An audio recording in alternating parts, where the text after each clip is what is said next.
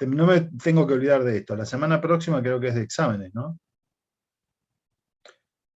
Bueno, yo tomo el martes y qué sé yo, pero bueno, nos han sugerido que suspendamos las clases porque, bueno, por un montón de razones. Así que no vamos a dar clases la semana que viene. Voy a aceptar la sugerencia por las dudas que alguno de ustedes tenga que preparar alguna cosa, ¿no? A lo mejor siempre hago lo mismo, yo pregunto, ¿no? Me dicen, no, no, esta vez no voy a dar, no voy a dar. Bueno, nadie rinde, pero de todas maneras nos tomamos la semana. Bueno, nos tomamos la semana y aprovechen ahí, Victoria, aprovecha a ponerte al día. Tenés una semana. Mirá, espectacular. El sábado a la mañana te llega mi mail. Muy bien. Ahí estaré esperándolo. Total, no puedo sacar la cola del asiento porque tengo tanta cosa para hacer que es imposible que me levante de este escritorio con el día que hace para con. Muy bien. Vamos a empezar con este asunto de los mensajes. Los habíamos distribuido más o menos equitativamente para que pudiéramos decir algo respecto de lo que habíamos leído, digamos, qué nos sugerían los mensajes, qué podíamos extraer de estos mensajes que son los primeros mensajes que tenemos por escrito. Son documentos, son los primeros documentos en este sentido políticos de mensajes de gobernadores. Hasta entonces no había, primero no estaba la figura del gobernador en términos modernos, ¿no? Existían las gobernaciones intendencias, pero, digamos, no en el sentido moderno del término, y no había, digamos, este tipo de mensajes, sea para la Asunción o sea para brindar un balance de la gestión, ¿no? Porque estos mensajes se usan para eso. Todos los años se hace un balance de la gestión y se anuncia lo que se va a hacer hacia futuro. Bueno, acá esto era una novedad. Por eso es que tiene el interés por esto, porque es una novedad, son los primeros, pero también porque, bueno, de mi parte soy uno de los que argumenta que a partir de la revolución, en el periodo posterior, bueno, creo que Marcela Ternavasio dice más o menos algo similar, pero yo pienso, no todos decimos esto, pero pienso que estamos en presencia de una práctica política que en rigor se está aprendiendo en la misma práctica. O sea, antes no existía esta práctica de la política. Me explico, estos varones que la ejercitan, digamos, están como haciendo experiencia. Y entonces me parece que tiene el interés por, bueno, conocer qué pensaban ellos, cómo actuaban, y qué decían, digamos, en la elaboración, porque esto está elaborado, por supuesto, en su elaboración discursiva, es decir, en el discurso político, qué era lo que estaban planteando, ¿no? Hasta ahora nosotros tenemos, para tener en cuenta nomás y para tener un pequeño marco de referencia, sencillamente veníamos diciendo que en la década revolucionaria hay una idea de implantar, digamos, las ideas que procedían de la Ilustración. Esto que es así, digamos, dicho así, es bastante vago. Bueno, y no solamente es vago en teoría, sino que era vago, digamos, en la práctica, porque no estaban asentados, no se habían asentado instituciones políticas que nosotros pudiéramos decir, bueno, acá esta institución tiene una trayectoria, podemos explorar como historiadores, ¿no? Tiene una larga trayectoria, con personajes y funcionarios, figuras, ¿no es cierto? Figuras políticas estables, sino que eran bastante cambiantes, había cambios permanentes en las cohortes de los funcionarios y también en las figuras políticas del funcionariado. Entonces, bueno, la cosa se complicaba bastante como para hacer una exploración bastante más aguda. A partir de ahora vamos a tener sistematizadas distintas cuestiones, como por ejemplo este asunto de los mensajes. Si quisiéramos hacer un trabajo solo con los mensajes, tendríamos para trabajar bastante, que es lo que hizo Bernard, que es el compilador de los mensajes de esta época. Pero es un trabajo bastante antiguo que podría llegar a revisarse. Bueno, de todos modos, entonces la referencia era esta, de este asunto de la ilustración. Lo vimos manifiesto de manera, por supuesto, rápida, ¿no es cierto?, en un Cenillosa, como en la publicación de los primeros periódicos, como en un Cenillosa, en un Camilo Enríquez, o en un Valdés. Dicho sea de paso, no sé si me había quedado en el tintero de decirles que Camilo Enríquez fue quien reemplazó a Valdés en 1818 en la redacción y publicación del Censor. ¿Sí? O sea que digamos, estos personajes siguieron estando ahí. Bueno, no Valdés, que se fue, marchó en una misión al exterior y no volvió. No sé, le perdí el rastro, no sé por qué no volvió, no tengo ni idea. Pero, bueno, es un personaje que desaparece de la escena política rioplatense. En cambio, Camilo Enríquez no, va a continuar. Y justamente llega hasta la década del 20, va a seguir insistiendo, va a tener algunos cargos, etcétera, etcétera. Bueno, entonces, estos personajes ilustrados, variados, procedían de diferentes territorios, de diferentes partes del territorio hispanoamericano, con lo señalamos la clase pasada, ¿no?, con una misma forma de pensar, si se quiere, ¿no? Reunían esta condición de ser ilustrados a pesar de ser, por ejemplo, sacerdotes, y explicamos por qué, ¿no? Ahora lo que vamos a ver, ya a partir de todo ese impulso inicial de la ilustración, quiso verse reflejado en la Asamblea del año 13, no pudo porque no llegó a concretarse la elaboración de una Constitución nacional. En cambio, el Congreso de 1816, que establece la independencia, y acá vemos justamente actuar a ese impulso de la ilustración, ¿no es cierto?, ilustrado, lo vemos actuar, también, digamos, llega a elaborar una Constitución Nacional, que es la Constitución de 1819, que era una constitución de las denominadas unitarias. Yo no le llamaría así, por ese nombre, yo diría que era una constitución más bien muy centralista y autoritaria, que no es lo mismo, porque como no hicimos el comentario de Souto, pero en estos años iniciales de la Revolución, unidad y unitario no es lo mismo, ¿no? Es decir, unidad era precisamente el planteo de la Ilustración por lograr una unidad territorial igual a la que era, digamos, el Virreinato del Río de la Plata. En eso consistía la unidad. Y la unidad tenía que tener un centro. Eso estaba claro para los ilustrados de la época, en tanto y en cuanto eso permitía superar las discordias, permitía superar no tanto las discordias, sino el desmembramiento, la desarticulación de un territorio que se pensaba como un todo.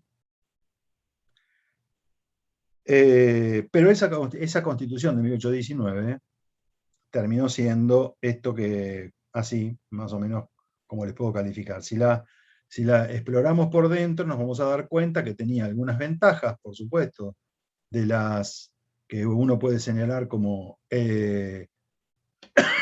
porque tenía ideas republicanas, etc.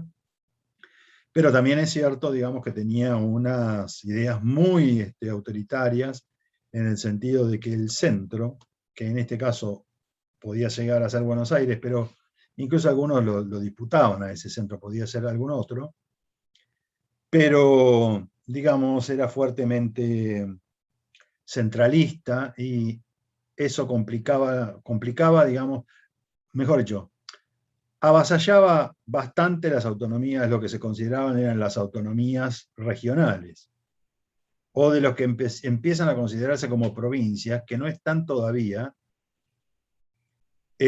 asentadas como tal. Y justamente el rechazo de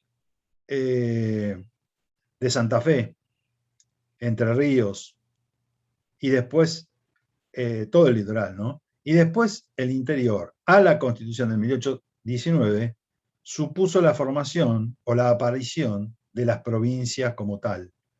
Empiezan a reconocerse las provincias como estados autónomos e independientes.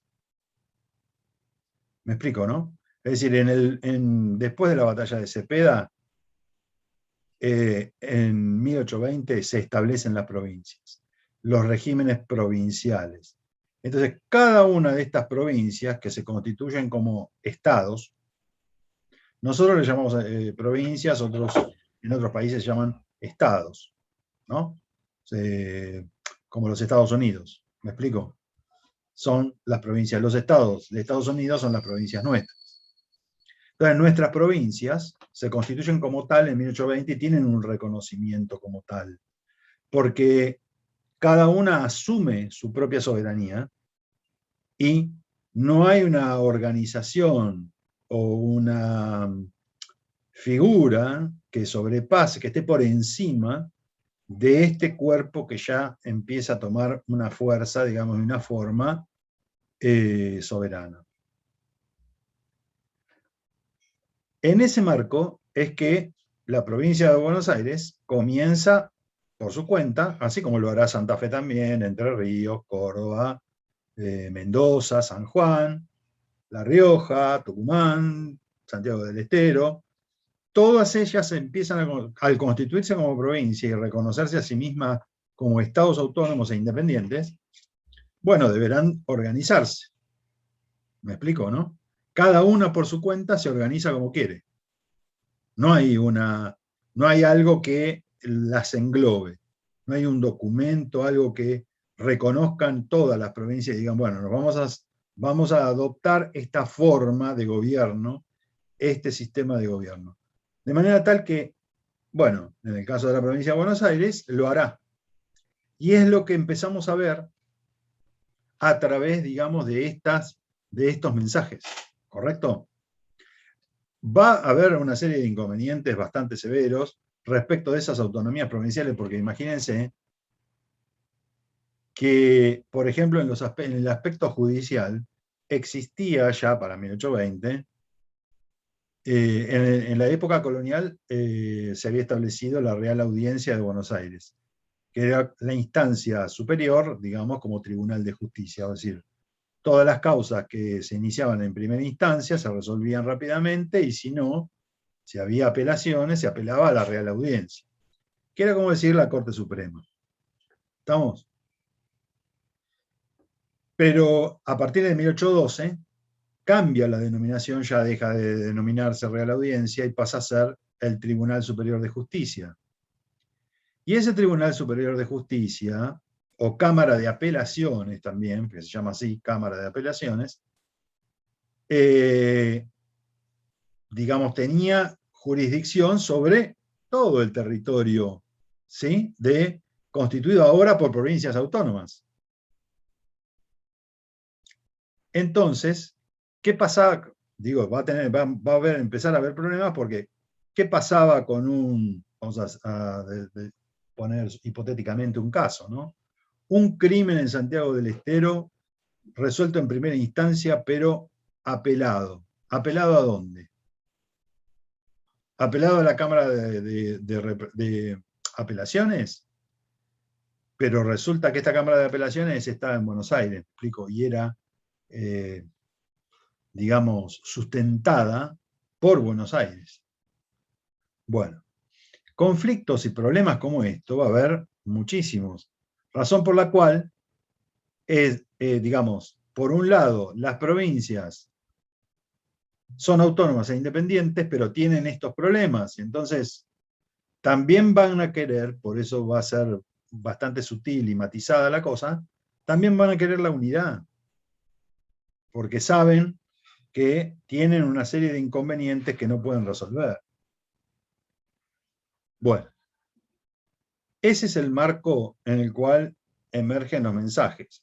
El gobierno de Rodríguez comienza en el 20, es un momento muy de zozobra que pasan, digamos, estos personajes, porque también, no solamente en tiempos modernos, cambian los gobiernos rápidamente. Hubo un día en el que hubo 5 gobernadores, en un día. Acá en una semana hubo 5 presidentes. Pero esto no superó 5 gobernadores, imagínense. ¿Por qué? Porque no eran aceptados, ¿no? Es decir, cuando digo no eran aceptados implicaba guerra, porque los conflictos se dirimían a través, digamos, de las armas. Este era un problema severo, ¿no? De manera tal que, bueno, cuando se logra el consenso, se establece un gobierno que empieza a durar, va a durar. Por supuesto, digamos, parte, digamos, de este consenso se logra porque Buenos Aires acepta la idea de Santa Fe. Estamos hablando de los caudillos del litoral, estamos hablando de López, Ramírez, ¿sí? Estamos hablando también, en el caso de Córdoba, de este otro que termina siendo gobernador por largo tiempo, que es Bustos. Todos gobiernos o gobernadores muy poderosos del interior, federales, se van a llamar, son los, digamos, los que inician el federalismo, ¿no es cierto? Y Buenos Aires tiene que aceptar esta idea. Ok, ahora somos todos independientes, autónomos, etcétera, etcétera. Todos nos reconocemos como provincias, estados independientes, justamente, pero nuestro horizonte es la unidad. Tenemos que llamar en breve tiempo a un congreso que establezca una constitución.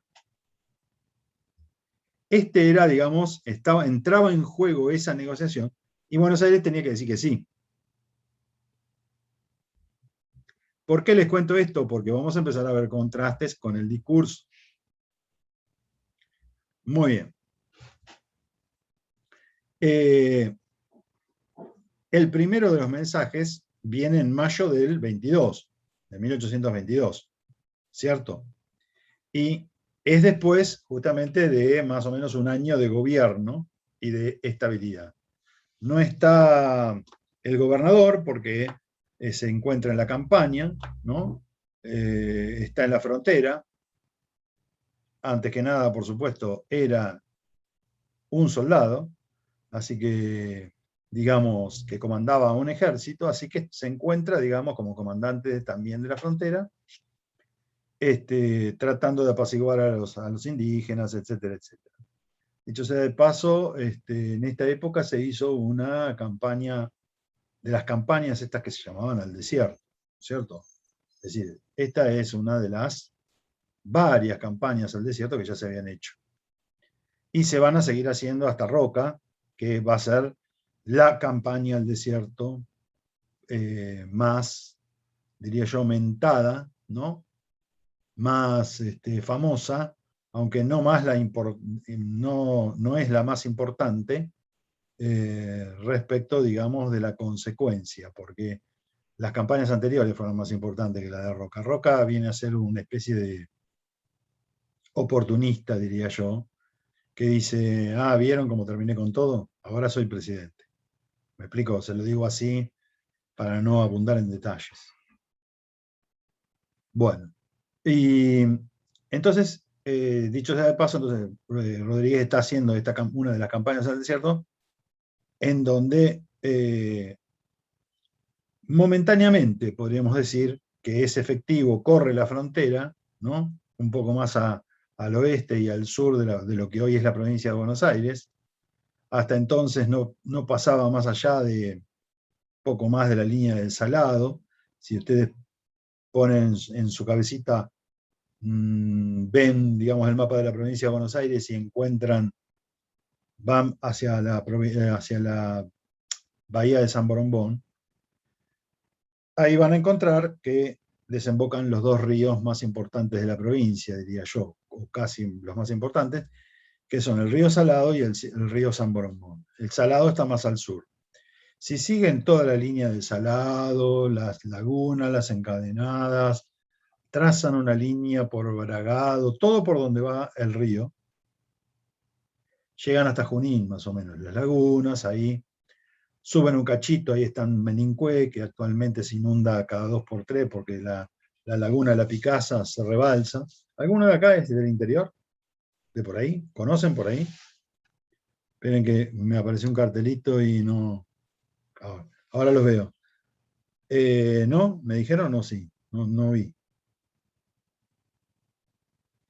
No, Facundo desde acá. María Paz también. Yo no, profe, pero tengo familia en ¿Por interior. dónde, che? La mitad la tengo en Obrien, en el partido de Bragado, y Sí. la otra mitad en Los Toldos. Ah, mirá. Buenísimo.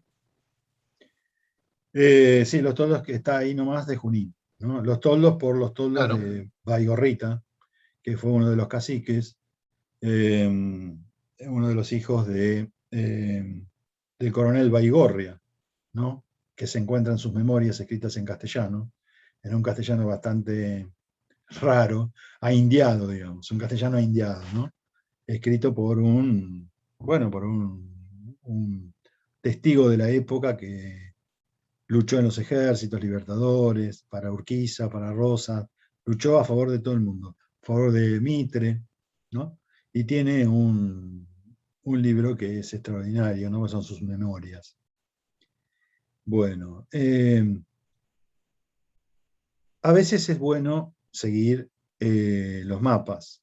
Nos damos cuenta, digamos, que era lo que más o menos podía dominar el blanco, porque todo lo demás lo dominaba el indígena, ¿me explico?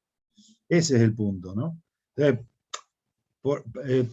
¿para qué? Para tomar dimensión de por qué el blanco, en este caso podía ser Rodríguez, pero después va a ser Rosas, volvía, digamos, con toda la gloria, el halo de gloria, con un éxito rotundo, etcétera, etcétera. ¿Por qué era eso? Y porque había ganado tierras a los indígenas, pero millones de hectáreas, ¿me explico? Ese era el punto, o miles y miles de hectáreas. Por eso era exitoso, digamos, y por eso aparecía como algo realmente extraordinario, ¿no? Ahora nos damos cuenta, digamos, que por supuesto las cosas están planteadas de otro modo, no lo podríamos plantear así, pero aclaro esto para tomar dimensión de por qué los mismos hombres de la época lo consideraban como un éxito. Entonces, bueno, Rodríguez corre un poco la frontera, ¿no? Digo un éxito transitorio porque o relativo, porque todos los avances de las fronteras terminaron después retrocediendo. ¿Sí? Eran avances y retrocesos. Se ganaban 10 hectáreas y se perdían después 8, digamos, ¿no? Entonces, se ganaban 2 nada más. Era así el asunto, ¿no? Porque no duraban, digamos, no duraban las fronteras fijas. Las fronteras acá son permanentemente móviles, porosas, etc. Entonces obligaba, digamos, permanentemente a hacer estas entradas, que en su caso fue exitoso también en términos, para ellos por supuesto, ¿no? En términos materiales, porque pudieron, digamos, destruir una cantidad de tolderías muy importantes, ¿no? Por eso, cuando se habla, digamos, de la lucha contra los indígenas, habría que remitirse a estos momentos y a los anteriores, donde hubo más muertes, incluso que en los años 80. Muy bien. Entonces, ese era el panorama por el cual, ni bien comienza, digamos, el gobierno de Rodríguez, encara esta tarea, digamos, de mantener a los indios alejados de la frontera, muy bien, lo más alejado posible, y se ausenta.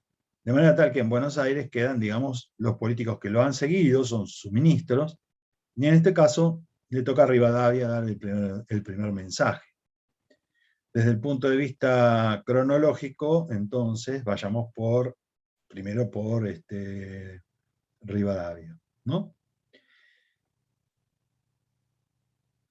Los escucho. Tienen más o menos 1 hora.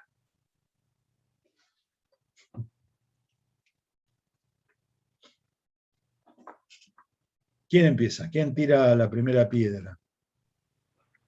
Yo, profe. Dale. Bueno, lo primero que aparece, que veo acá de lo que habla Rivadavia, es esto que dijiste, del quilombo que hubo en 1820, ahí con la Liga de los Pueblos Libres, y hace referencia a Santa Fe, Entre Ríos y Corrientes, y usa la palabra conciliación y armonía para decir que ese conflicto está terminado y pausado, y que lo tira para un tiempo después discutir la reorganización del Estado. Utiliza esa palabra justamente. Exacto. Y, ¿cómo se dice? Y habla de la voluntad de cada una de las provincias. O sea, todo lo que dijiste básicamente está en el segundo párrafo más largo de lo que escribió. Y antes de eso también lo que habías dicho, de que lo que está haciendo Rivadavia él lo elogia, en tanto es la publicidad de su gobierno. Y dice todo lo que están haciendo y están por hacer. Antes no le llamó la atención, antes que, bien Agustín, porque eso es, no, esto es lo que está justificando, en parte por lo menos, lo que dije anteriormente, esto de la conciliación, ¿no es cierto?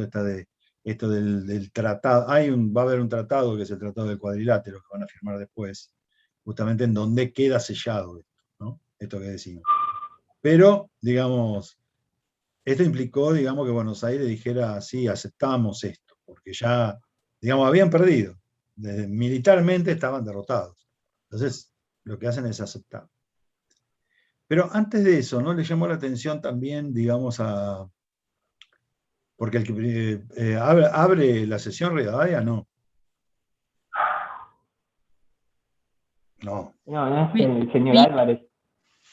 Perdón.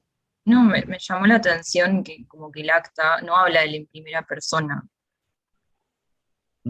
O sea, sí, él no es el único orador, pero es como que alguien organiza el escrito o hace el acta como refiriendo a los dichos de tal y tal. Eso como que me hizo un poco de ruido, me llamó la atención y me costó como entenderlo o leerlo de esa forma. Claro, porque el primero que abre la sesión de la sala de representantes es su secretario, o el presidente, mejor dicho, me parece que era el presidente. Álvarez. ¿Cómo? Álvarez, ¿no? Juan José Paso va a ser. Ah. Me parece que era Juan José Paso. Bueno, puede haber sido también Álvarez, que no me acuerdo su... Lo nombra a los dos. A Paso lo nombra como presidente de la Junta. Y bueno. el otro, no sé qué. Debe ser el secretario o algo así. Están los dos ahí, digamos, ¿no es cierto? Claro, y bueno, Paso es el que, o Paso o Álvarez es el que transcribe. O sea, hay que estar atentos porque Rivadavia fue y expuso, pero no lo llevó escrito. Y hay algo que está dicho al final, ¿no es cierto? Porque al final de ese mensaje se dice, bueno, a partir de ahora tráiganlo por escrito, muchachos, porque esto va a ser un documento de importancia para la posteridad. Tiene que quedar por escrito para que las futuras generaciones vean, exploren, digamos, censuren, como se decía en la época, que era explorar, criticar, ¿no? Criticar, digamos, las acciones del gobierno y que van a quedar selladas acá, porque acá vamos a contar lo que se hace y lo que se va a hacer. Esa era la idea, ¿no es cierto? No, me refería a que hay una invocación. Ustedes fíjense que al principio Rivadavia y compañía hacen una invocación religiosa. Se ponen, digamos, toda la sala, esa sesión se pone, digamos, bajo la invocación de Dios.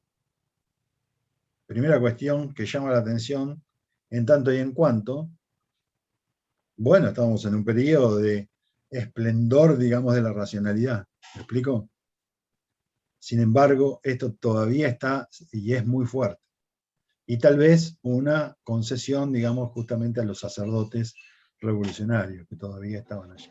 Retomo. Entonces, la primera invocación, digamos, de la sala de representantes dice: nos ponemos bajo el amparo de Dios, de la religión, de la fe, etcétera, etcétera, ¿no?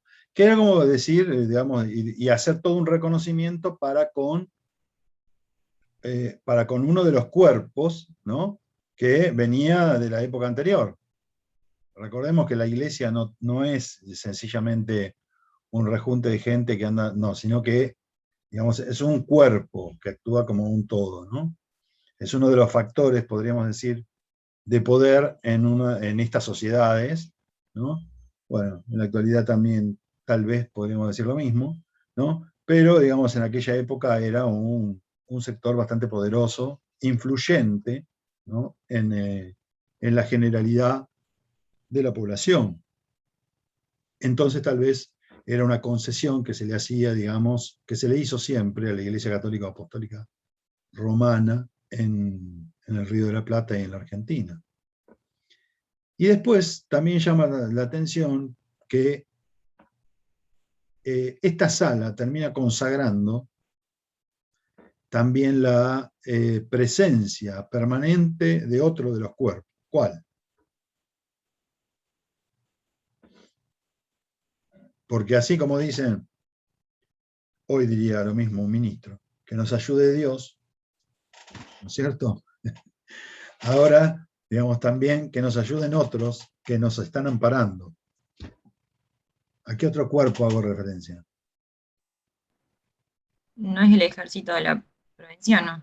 Exactamente, Evelyn, exactamente. Es el cuerpo del ejército, es el ejército de la provincia de Buenos Aires, que dicen nos custodias, nos pone la guardia, ¿me explico? Y ya tenemos dos instituciones que son, diría yo, parte de esta representación general que tiene el pueblo argentino de cómo fue naciendo la patria. ¿Me explico? Lo señalo porque no es casualidad que nuestra Constitución también se ampare en Dios, en la patria, en el ejército, etcétera, etcétera, etcétera. ¿Me explico? No es casualidad. Por algún lado saltan las tradiciones y estas tradiciones vienen de muy lejos. Ahora tal vez al ejército no le damos ni 5 de bolilla, pero durante décadas y décadas y largas décadas le hemos dado una importancia extraordinaria. En la carta que yo leí le ha dado como más incumbencia a la policía que se está formando más adelante. Ese es el mensaje ya directamente de Rivadavia, sí. Sí. Por supuesto. Bueno, pero eso entra digamos, en la parte de las realizaciones y de las ideas y de los proyectos que tienen estos personajes ilustrados que están dentro, digamos, del gobierno de Martín Rodríguez, ¿no? Bueno, muy bien. Entonces, hemos señalado 2 o 3 cosas que estos están ya al principio. ¿Qué más? Después, respecto a lo que decíamos al principio, de que es yo tengo entendido que es la primera vez que, digamos, como lo que funcionaría en este momento como el poder legislativo, pone la voz hacia el poder, lo que sería ejecutivo, ¿no? Porque, bueno, Rodríguez no estaba presente, entonces por lo que estuve yo viendo, es como la primera vez que Rivadavia transmite el mensaje de un cargo más alto. Uh-huh. Sí, sí. Justamente hay un reconocimiento mutuo, ¿no es cierto?, de que han empezado a funcionar poderes independientes. que además se controlan entre sí. Porque alguien en algún momento, algún historiador dijo que para la época colonial, para la etapa previa, que en verdad quien gobernaba, quien ejercía la política y quien llevaba adelante la política era el Poder Judicial. Era lo que nosotros conocemos como Poder Judicial, ¿no? O sea, la Real Audiencia. ¿Por qué? Porque la justicia era la que finalmente terminaba siendo política. En parte coincido con esto porque yo mismo lo he visto, digamos, y lo he planteado de otro modo, pero yo lo he visto actuar a eso, lo veo funcionando. Ahora bien, ya no estamos, digamos, en la época colonial, pero la justicia sigue siendo un poder muy fuerte, independiente, autónomo. Y era uno de los poderes, después de la Revolución, era uno de los poderes que se mantuvo, se conservó, para decirlo, digamos, en términos apropiados, fue, digamos, el poder más conservador, ¿no?, dentro del ámbito del Río de la Plata. No se tocó. Si se tocó, pudieron haber cambiado los nombres de los jueces, pero te quiero decir que se mantuvo como institución, era la institución más vieja. En cambio, ahora se estaba estableciendo un poder ejecutivo, que era el gobernador. Esto era una invención.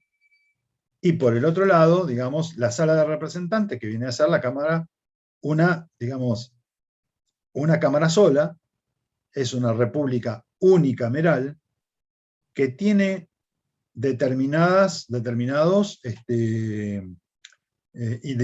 incumbencias, ¿no?, que se distinguen del Poder Ejecutivo.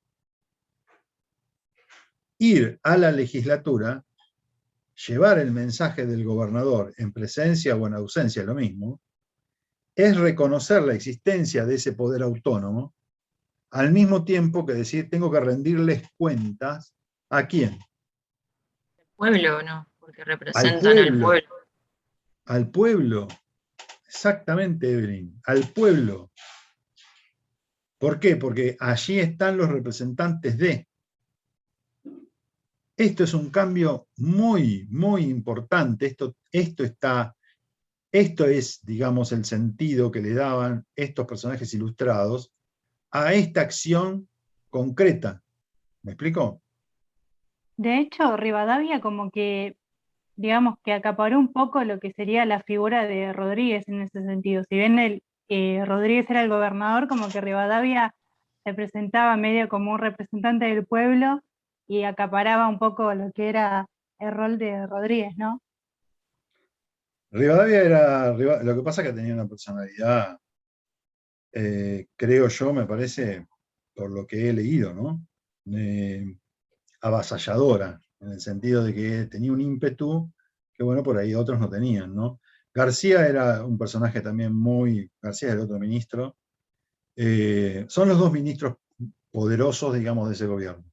Son los que dictan la política, uno en materia económica y el otro en la materia política. Porque Rivadavia era el ministro de gobierno, era como si fuese hoy el vicegobernador en funciones de la gobernación, ¿me explico? Por eso es que también acapara esa atención. Ocurre que Rodríguez estuvo ausente mucho tiempo.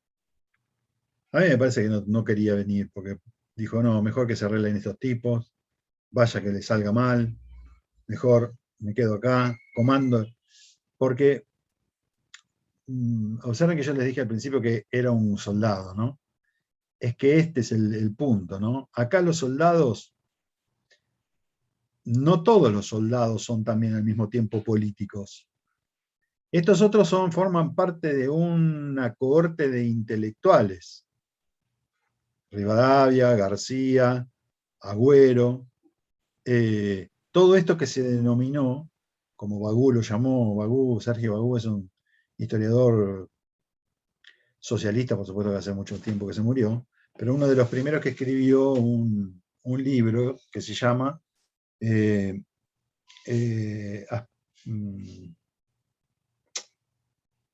algo de aspectos no, del grupo Rivadaviano. Estudió al grupo Rivadaviano. No me acuerdo ahora bien cómo se llama el libro. Pero bueno, ahí justamente explica, digamos, quién es este grupo, ¿no? Cómo estaba conformado. Son unos cuantos. Y algún teórico también ha querido llamarlo como formando parte de una clase social. Después ya eso se desvirtuó por completo. Y se señala más como un grupo que, por supuesto, entre ellos también tenían diversas maneras de pensar, con matices.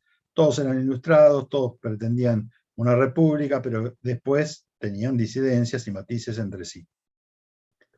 Profe, Sí. una consulta. Entonces, ¿qué le daba todo el poder, digamos, a Rivadavia cuando estaba en la campaña? No, no es que le bajaba alguna dirección. No, por supuesto. Acá el comportamiento de este grupo de intelectuales que está en el poder, que está gobernando efectivamente, tiene un comportamiento autónomo. Rodríguez está para poner el gancho de vez en cuando, nada más. Ojo, no quiere decir que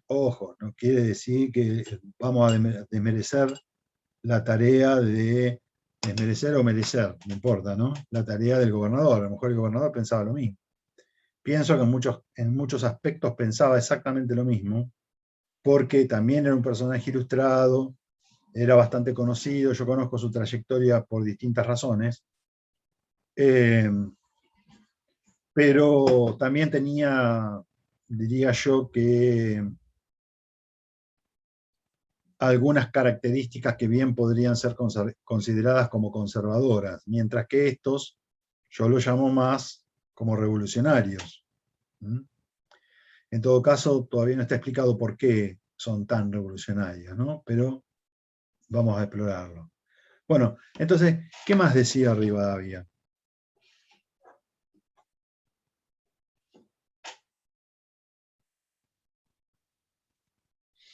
Una pregunta. Antes mencionó el Tratado del Cuadrilátero. ¿Era ese el acuerdo militar por si venía un ataque desde Brasil? ¿O estoy confundida? No, sí. En una alianza estratégica de estas provincias, ¿no es cierto?, para justamente repeler, al mismo tiempo que era la alianza, ¿no? Sellan la alianza entre las provincias y dicen, está todo, ven que está todo genial, todo, bueno, y ahora nos juntamos también para repeler el avance, ¿no?, de esto que se plantea medio como imperialista, ¿no? Es un país independiente, lo aplaudimos, se independizan, qué bien, los estamos aplaudiendo a los brasileños, pero hay que tener cuidado porque están avanzando territorialmente hacia el Río de la Plata, obviamente se van a quedar con Uruguay, con lo que va a ser la banda oriental, ¿no es cierto? Bien, a eso se refiere. ¿Qué más? ¿Qué pasa con... ¿Qué pueden intuir ustedes que sucede con San Martín? Por lo que dice el mensaje, ¿no?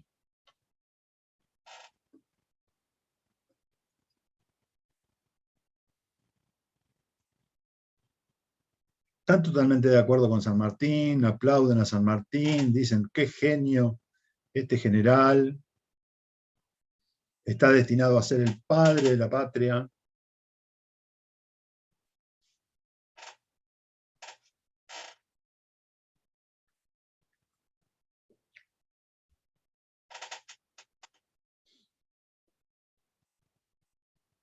¿Qué pasa con el dinero, no? El dinero que le pasaban a... Hay algo, hay algún run, algo, los gastos de la guerra, etcétera, etcétera. ¿Se dice algo al respecto? La única mención que capté de eso fue en el anteúltimo párrafo del documento, que le pide a Chile y Lima que le paguen a ellos, que le devuelvan lo que le habían prestado en la guerra de la independencia. Las derogaciones, dice. Exacto. Fíjense que Buenos Aires, o mejor dicho, estos tipos que están gobernando, sangran por la herida, ¿no? Dicen, vean que ¿Por qué? A ver, ¿por qué intuyen que dicen esto? ¿Se dan una idea de por qué dicen, che, en Buenos Aires? ¿Qué tal si nos devuelven la plata, viste, si pagan las indemnizaciones de guerra? Y si dejamos que Chile, viste, Perú se las arreglen solo. ¿Por qué será?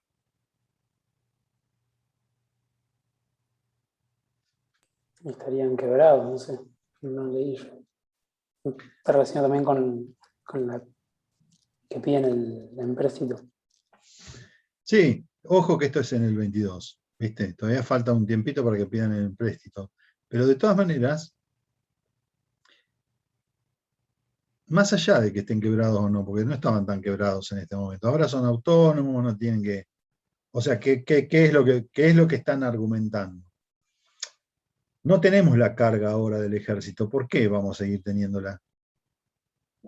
Porque lo que está planteando Rivadavia en la sala es la coyuntura que nos habla de San Martín habiendo llegado a Perú y teniendo un montón de gastos. San Martín había pedido dinero, mucho dinero, para bancar la campaña Perú.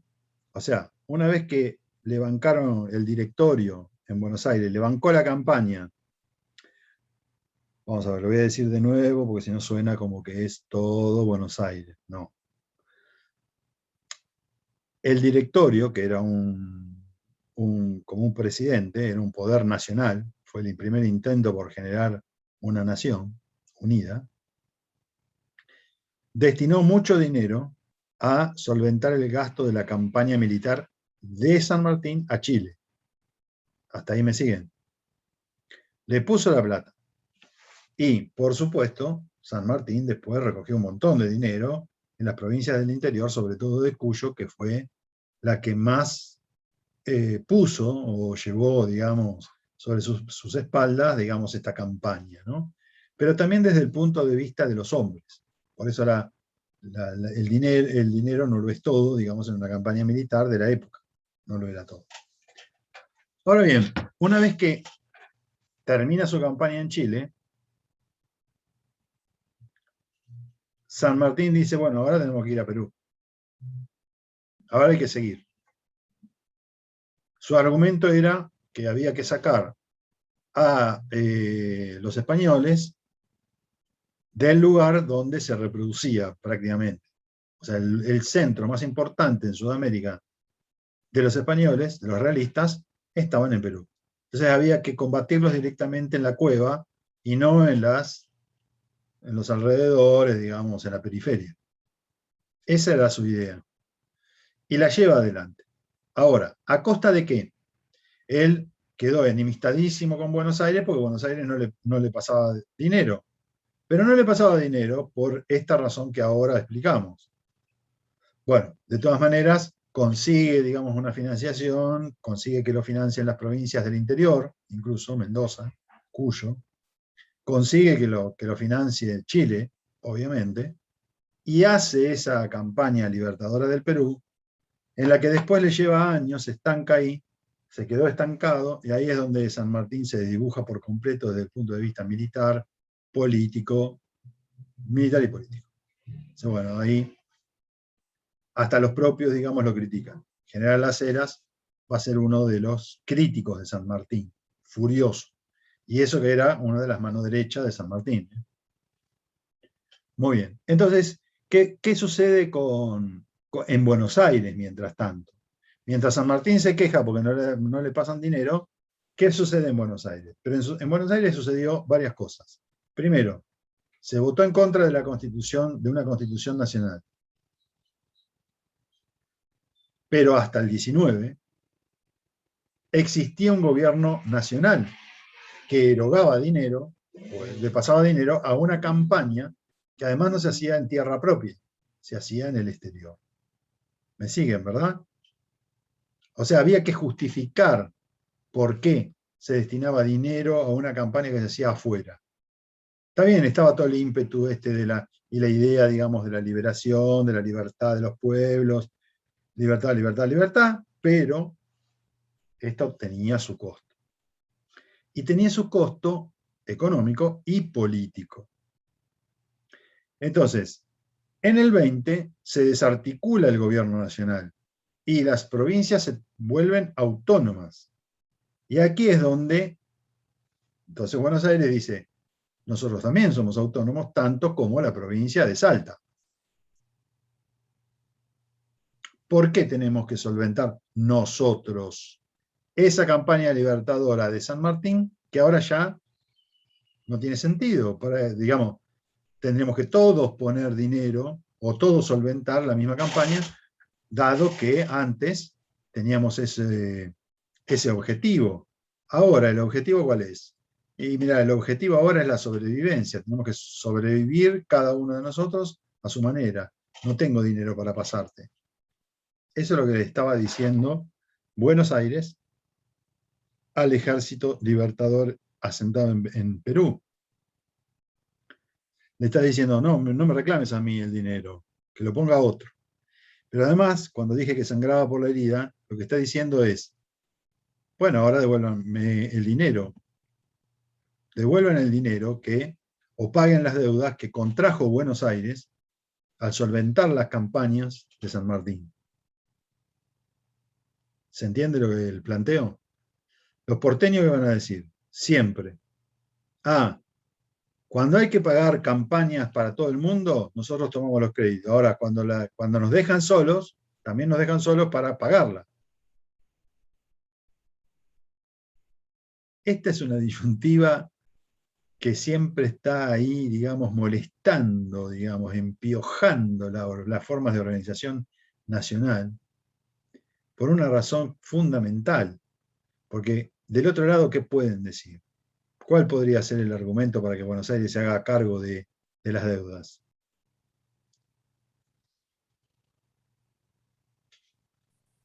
Que tiene el puerto y la recaudación de la aduana, Claro, o sea, tiene plata para pagarlas. claro.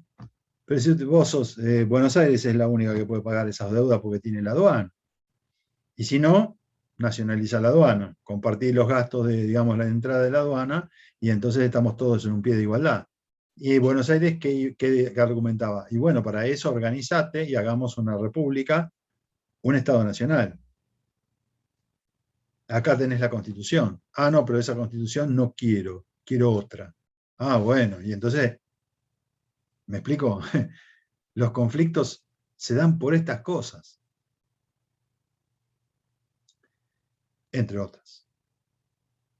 Ok, ahí Rivadavia está pasando un mensaje bastante duro en contra, digamos, de las posiciones de San Martín.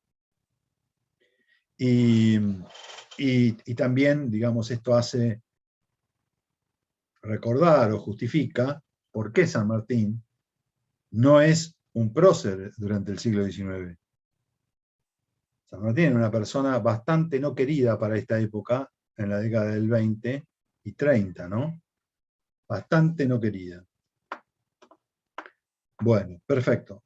Hasta acá ese mensaje, digamos, de Rivadavia.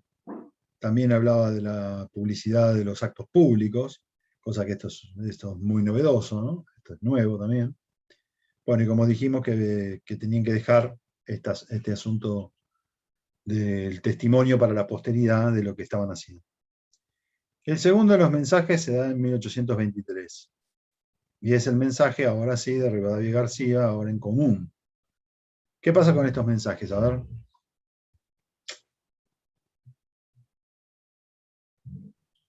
Yo lo que noté es que hablan constantemente del tema de la unidad, de que son todos una familia con las demás provincias, y cuando hablan del pasado hablan de que todos son parte de la misma unión y que después se separaron y se tienen que volver a juntar, básicamente. También resalta el tema de que se mantuvieron las instituciones. En ese caso, Facundo, debes haber observado que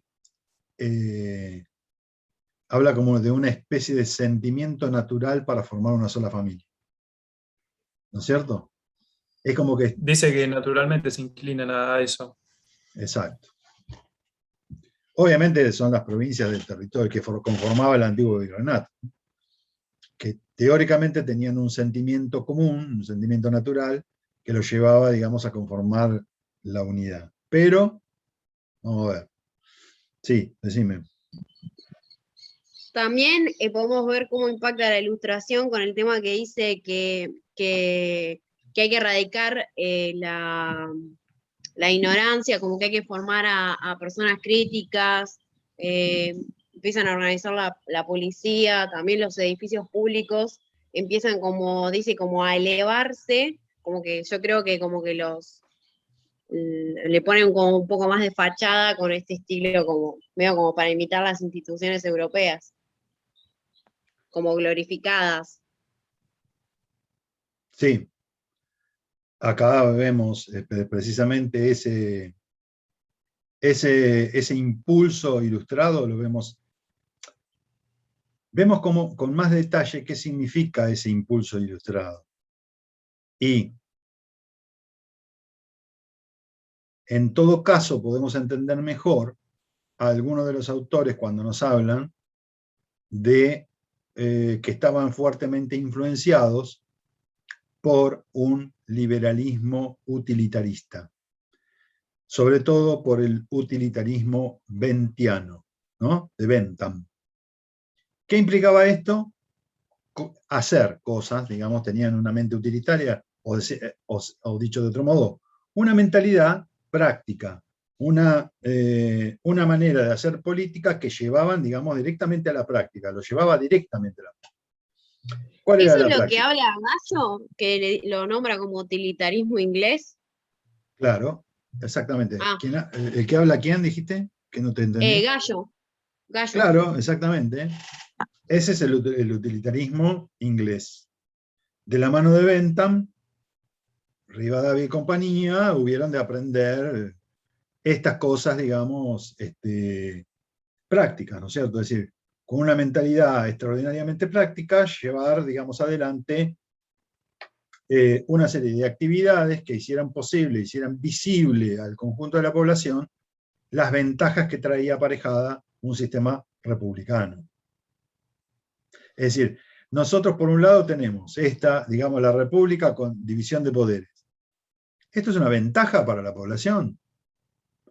Entonces, en lugar de pensar que había que hacer alguna actividad, encarar otras acciones, etcétera, etcétera, estos personajes ilustrados, liberales, utilitaristas, dicen, ah, no, momento, la forma que tenemos para entrarle a la gente, para que la población, el pueblo entienda que es bueno tener una república, es hacer cosas. Es poner escuelas, ilustrarlos, por supuesto, darle un conocimiento, ¿no es cierto? Es hacer el puerto, que no había, era un puerto de mala muerte, había que establecer aguas corrientes, había que crear el departamento de ingenieros, como les mencioné la clase pasada, son los de geodesia, los que hacen, digamos, miden los terrenos, ¿no es cierto? También, profe, hay como un cierto interés en que, o sea, como que se hace evidente el ejército permanente que dice que mejora el día y la moral de los ciudadanos, como que esta presencia del ejército también hace que los criminales de alguna manera se limiten y como crear cierta moral, porque, o sea, como que todo el Claro, tiempo, al ejército estar día a día, de alguna manera pueden formar esa moral, porque, digamos, castigan al que no acata, digamos, las leyes. exactamente. Eso se ve muy bien, digamos, ahí en marzo del 23 se produjo un levantamiento, una rebelión de un personaje que era muy conocido en la época, que además era ministro de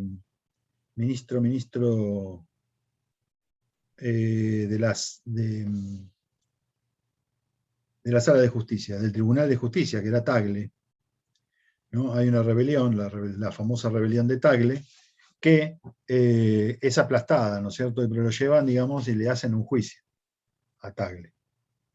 Ahora, ¿por qué es posible esto? Porque justamente el ejército respondía cabalmente a este gobierno. Y era un ejército estable que, digamos, que trabajaba o estaba de forma permanente y, por supuesto, al servicio de este gobierno. Entonces, esa era una forma, digamos, también de transmitir la autoridad, digamos, al conjunto de la población. Además, en esa materia también va a haber una reforma judicial. Bueno, el motín de Tagle se produce porque Tagle se rebela por la reforma eclesiástica. Era un juez católico, ¿no es cierto? Entonces, cuando viene la reforma eclesiástica, que se le quitan los bienes a la iglesia, ahí está el asunto, ¿no es cierto? Fíjense, ustedes encontramos que se invoca a Dios en el primer momento. Ahora, después viene la reforma eclesiástica, y uno dice, pero ¿cómo? ¿Estos tipos no eran católicos? Sí, eran católicos, pero eran liberales católicos. Eran ilustrados, liberales, utilitaristas, y además eran católicos. Sí, eran todo eso. Por eso no le temían, no le temían ni en teoría ni en la práctica a las reformas. ¿Por qué? Porque la reforma eclesiástica teóricamente tenía que ser muy bien vista por el conjunto de la población. Imagínense que esta reforma implicaba quitarle los bienes a la iglesia en la parte, digamos, de las órdenes religiosas. No, digamos, del clero secular, sino que le quitaban los bienes al clero regular.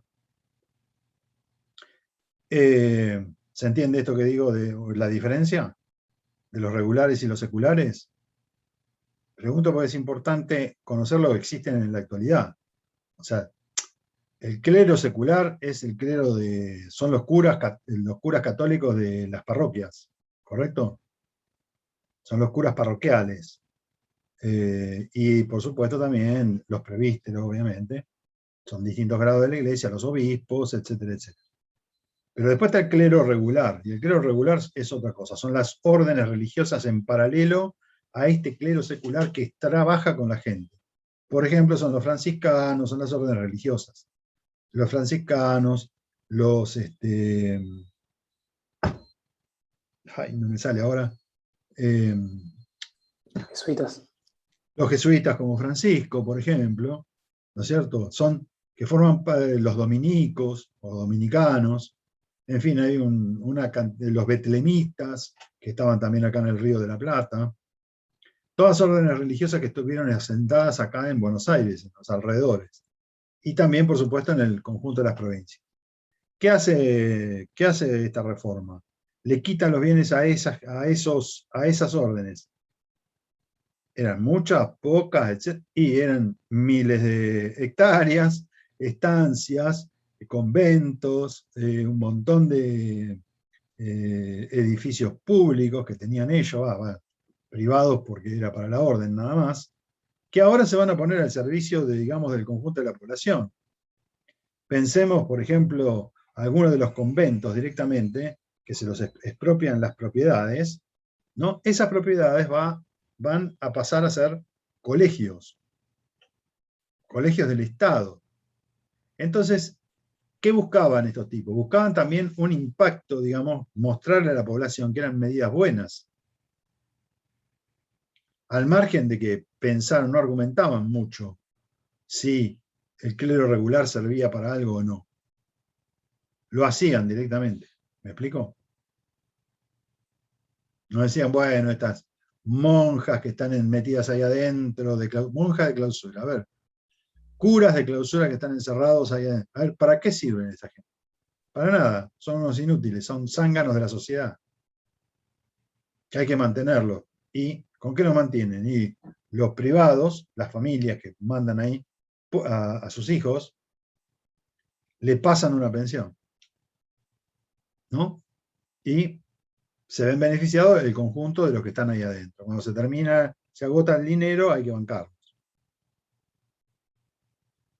No hay argumentación en ese sentido. No está planteado así. Directamente, digamos, se hace, digamos, la reforma, se dice, bueno, Ahora vamos a ver, justamente, en la práctica, en los hechos, el beneficio de esta medida. Y así hicieron con todo. Es decir, quiero decir que no había demasiadas explicaciones de las medidas que se tomaban. ¿Me explico? Explicaciones políticas, no es que vamos a ver acá, digamos, a estos intelectuales políticos, por ejemplo, en una tarima pública, dando grandes discursos acerca, digamos, del, no sé, proyectar puerto. ¿Me explico? Ahora hay ahora 12 y hacen un escándalo político increíble anunciando la hora 12. Me explico lo que digo, ¿no? Y se habla mucho en torno, digamos, a los beneficios que va a traer el plan, el programa. Bueno, eso no existía en la época, esta gente no lo hacía. No salía, digamos, a la calle a anunciar, ¿no? A reunir a las masas del pueblo, a explicarle las ventajas que traía, digamos, la remoción, digamos, el armado, digamos, del puerto, de los caminos, de los puentes. No, se hacía directamente. Muy bien. Profe, Sí, lo del banco de descuentos, ¿qué vendría a ser? el banco de descuento es el primer paso para llegar, digamos, al Banco Nacional. Era, digamos, una institución, fue una primera institución, digamos, que intentó ser nacional,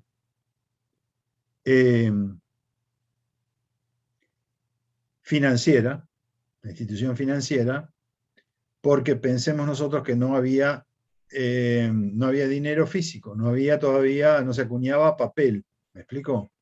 El banco de descuentos era una especie de, en rigor era una institución bastante financiera especulativa, porque era como, te prestaba dinero, digamos, te daban como una especie, vos ibas, firmabas pagaré y te prestaban dinero. Era para prestar dinero que, pensemos, ¿no? En la época no había instituciones que prestaran dinero a los privados. Quienes prestaban dinero eran otros privados, como por ejemplo una casa comercial.